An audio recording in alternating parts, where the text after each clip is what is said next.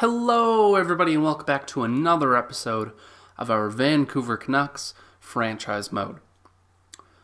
If you remember last video, just before we left, I checked all the players, well, not all the player statistics, that's the point of this. I checked the forward statistics, but I didn't really check defensemen. So I figured I'd just, because I did notice, because I went back and I was like, oh, I forgot defensemen, but figured I wouldn't edit it, or add it into the video. That's kind of stupid, add it in after the intro or whatever, or kind of, split up certain parts and piece it in the middle. It just seemed dumb. So I figured I'd just quickly add it onto this video and just show it at the beginning. Levy went up 1 overall, and he's putting up about 8 points, or he's put up about 8 points. Hutton's at 17, Moore is at 2, Stetcher's at 7, and Goodbranson's at 3. Oh, and Delzato is at 1. So that's pretty much it. And I figured I'd just kind of look at the AHL defensemen. Dermott, I think, through morale, he went up 1 overall, quote unquote. But yeah, he's putting together a really nice season. He's at 13 points in the AHL and 28 plus minus. I mean, usually plus minus is seen as kind of a useless stat, but considering there isn't advanced stats in this game, and if someone has a crazy high plus minus and a player has a crazy low plus minus, I feel like that says something. Like, I feel like extremes in that case will say something. Like, when there was that stat going out that, Ovechkin was like a career minus blah, blah, blah. I mean, and everyone made a huge stink about that. Sure, I mean, you can say that that's useless, but I feel like there's some sort of merit to that. I mean, it could even just be as simple as he's not expected to play defense. So, of course, he's not going to be, the most reliable defensive guy, whatever the case may be. And yeah, but I mean, there's no other crazy overall changes in the AHL or anything, so it's nothing really to report there. So yeah, we're going to go and we're going to simulate, I think, up to the trade deadline this episode. I mean, it's December 31st, so I figured why not? We might even make a trade before then. Who knows? So we're going to go up to 1 month exactly, or not exactly, the 31st of January, or from the 31st of December, and also off camera, off video, I did do all the repairs and upgrades and things like that. I figured usually it seems to be the consensus that people don't enjoy watching that, so I figured why not? Okay, yeah, we lost a couple, 1-1. Nothing too out of the ordinary. We're a pretty streaky team. Ooh, thankfully I caught that. 3 weeks defenseman. Oh yeah, okay. We've lost 3 of our last 4. So that's a little something. Yeah, Brendan Sutter's 76. I figured he would be. He's, of course, going to have low morale. I mean, he's on the trade block and he's not playing at all. So, yeah, okay, we bounced back a little bit. We bounced back a little bit. We're still like win 1 or 2, lose a few, win 1 or 2, lose 1. It's back and forth, real streaky play. Yeah, we're going to go, I think, US 3 weeks forwards. 5-3 and 4-1 to cap off the month. 23, 22, and 4. Once again, we're on the outside looking in. Looks like the Arizona Coyotes got their stuff together. 58 points in 51 games. We're at 50 and 49, so we kind of regressed a little bit, and we're dropping off. We're kind of tailing backwards, and they're going forward, so it is what it is. I think our playoff hopes are not totally out of the realm of possibility right now, but I feel like they're a little bit misplaced if that's what we're aiming for. So I think if we're going to make a trade, it's really going to be consequential. It's just going to be Brandon Sutter retained like 50% salary for like a 7th round pick or something like that. Who knows though? Maybe we'll get a call on him. All right, yeah, we're gonna go to the 15th here. Just once again, see where we're at. Who knows? Maybe we go on a 5-game winning streak, and it makes sense to maybe make a move or something. Okay, Radko Gudas. How good is he? And see, this is the issue with like low morale players being put on waivers, because he is seen as a top 6 defenseman, and I've never seen a 75 overall top 6 defenseman. So, I mean, do we grab him? Like, he's got 2 years left at 3.35. I think we would have the contract space, and we definitely have the salary. So I think we're going to put a claim in on him. Just kind of see what he's at. Because that's kind of interesting. I mean, maybe he's an 81 overall. Maybe we can make a move. Trade him away. Oh, why to view contracts? That's not what I meant to do at all. Not in the slightest. All right. Oh my geez. Did you see that? That really glitched out. That's not just me. All right. Let's go to defenseman here. Radko Gudas. Yeah, he's got like no trade value. Yeah, 78 overall, 28 years old. He's pretty much good Branson 2.0 with just a little bit more cap. I mean, yeah, 82, 87, 85 for defense awareness and stuff, 83, 87, 86. I mean, he's a little bit better, I guess, in that category. But I'm sure if we nitpick all of his stats, there's a few that we could see that he's worse at. So I think what we're going to do, or what I'm going to do, is I'll go and I'll edit the AHL lines and then, add him in there. Why not use him? I mean, he's got only 2 years left, so worst comes to worst, we buy him out in the offseason. We eat his salary for 2 years. No biggie. It's pretty non-consequential. So, anyways, I'll be right back. Hey, and we're back. I figured... since I put Gudas down here, I did notice really early on that there was a issue in terms of players playing in their proper roles, quote unquote. I mean, Gudas and Pouliot are both top 6 defensemen. You can't really play them in their proper roles. But I figured Dermott held priority over Pouliot, so I put him on the top pairing with Gudas.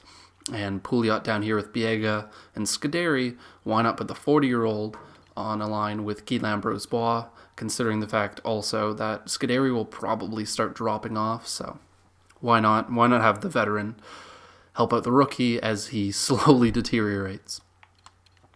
On the power play here, Scuderi and Biega like normal. On the 4-man power play, I put Gudas because he does have better offensive awareness, and I did want to make sure Biega was still okay and Scuderi was still okay. On the PK, I have Gudas up here with Dermott once again, and then Pouliot with Scuderi. Same with the 3-man PK. And then it's pretty much the same. Gudas pretty much took over Pouliot's position in a lot of the lines, but it is what it is.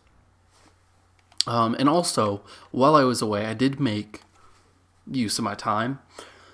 I went and I did a little bit of pre-scouting, so I figured before we start going, I can't guarantee that this works exactly, but I think it did because I didn't want it to go through. So I was looking around at trading Brandon Sutter, right? Let's just put him up there. And I noticed a couple things. Obviously, the contracts would be an issue with some teams, and on a team like Winnipeg, where contracts weren't an issue, cap was, and where contracts weren't an issue, cap was, but also the fact that they didn't want Sutter, and same with Washington, and Vegas wanted him, but their contracts were an issue. Toronto had the contracts, but once again, and they did want him, and I guess I could have went with them actually, but I didn't. It's the same sort of deal with Tampa and everyone, but I figured, why not give him to Pittsburgh? So we're going to, so the way I have it here is that we are getting a 2020 sixth round pick. I figured I didn't think we'd get a fifth round pick, and I didn't want to settle for a seventh, so I figured why not get a sixth in next year's draft, and that didn't even go through. Oh my gosh. And of course we're going to have to retain salary. I'm going to retain all of it, or half of it, rather, all that we can, is what I meant to say. And hopefully this goes through. And it doesn't, so I think we're just going to go with a 7th round pick in this year, and if that doesn't go through, then this was a waste of time. And it was a waste of time. All right. Never mind. I built that up to be such a big thing, and it wasn't. Oh, my gosh. All right. Screw it. We're keeping Brandon Sutter. Anyways, let's truck on. I feel like such an idiot. Okay, so we're going to go to... did we bypass the trade deadline? I don't really think that there's a trade we want to make. I don't think so, at least. I mean, I think, like, is it worth it to keep Yager? I guess is really the only thing that I'm kind of questioning. So, like, you know, go to right wings here. Yager, like, is it worth it to keep him? I mean, do we have him for another year? No, we don't. So, I mean, maybe we'll look for someone that will take on Yager. In fact, I'll actually go do that right this second. Hey, and we are back. So, I did find the trade that I kind of like, and I hope it goes through. I didn't test it out just for fear that it would go through, and then I don't have a way of going back to it.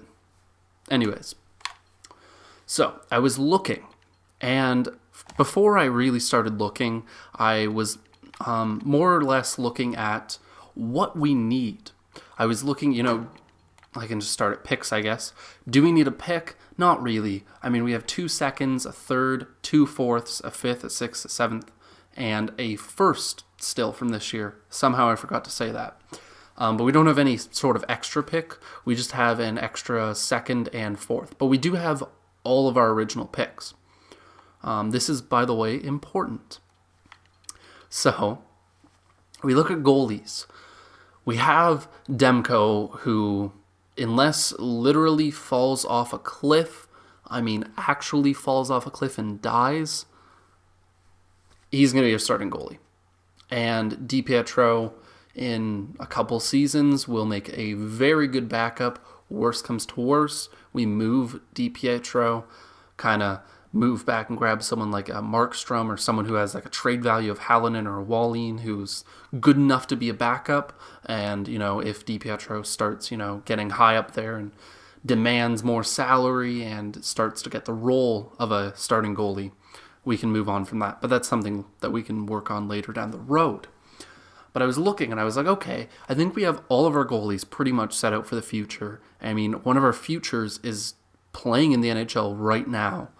I was looking at defensemen, and we got Merkley and, you know, Ulevi and Dobson and Hutton and Dermott. These are all guys who are 25 and under, and that's 5 guys.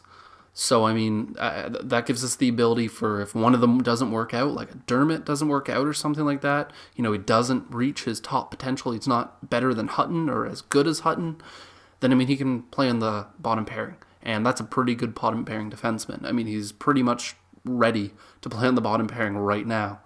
So, I figured that this was a pretty good decor moving forward.